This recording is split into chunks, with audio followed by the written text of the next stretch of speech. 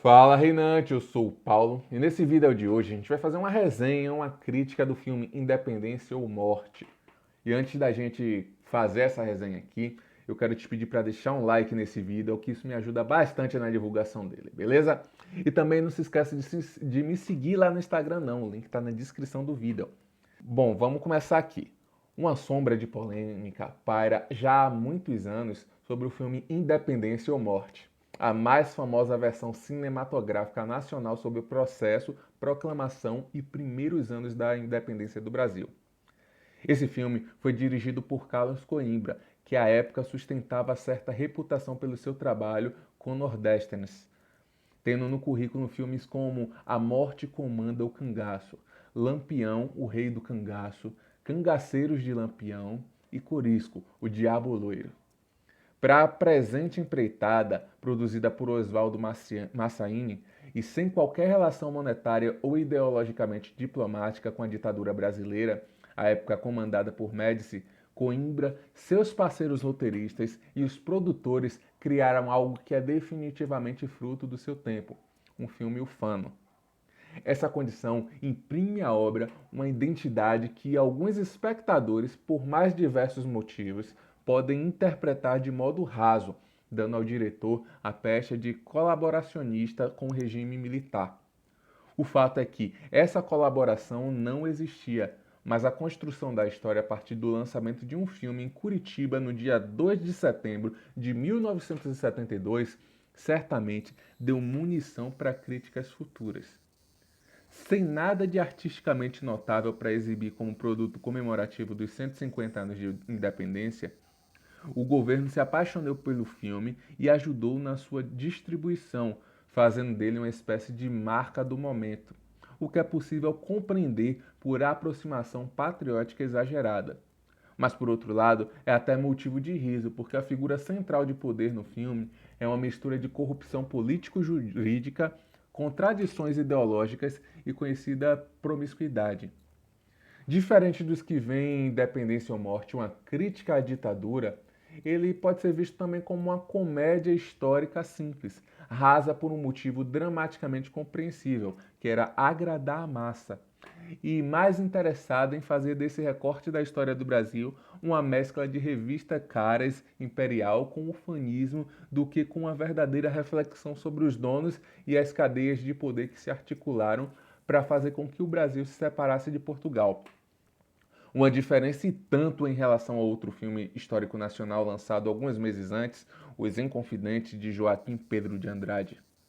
A questão é que nessa representação similar a esquetes de teatro de câmara, há uma série de problemáticas impossíveis de se ignorar, especialmente na forma que Dom Pedro, vivido de maneira ao mesmo tempo charmosa e odiosa por Tarcísio Meira, num de seus mais icônicos papéis, administrava o país.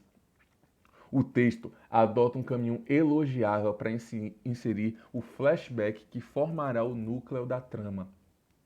O ponto de partida é o dia 7 de abril de 1831, quando Dom Pedro abdica do trono em favor de seu filho Pedro de Alcântara, o futuro imperador Dom Pedro II. O caos político que o primeiro imperador do país trouxe para si mesmo chega ao limite, pressionando de forma decisiva com áreas de golpe. É diante desse deplorável estado de causa política que vem a lembrança do passado, e então a representação começa. Primeiro, com os últimos dias da família real em nossas terras e a consequente aclamação de Pedro como regente. A partir desse ponto, começa a aventura do personagem, período do filme onde o roteiro aproveita todas as oportunidades possíveis para citar nomes de civis e militares importantes na cena política. O que ressalta o ar de esquetes isoladas que a obra possui, com grande destaque para a relação escandalosa e politicamente bizarra entre Pedro e Domitila de Castro. Como é de praxe, o roteiro utiliza-se de fatos e mitos históricos para contar sua própria versão.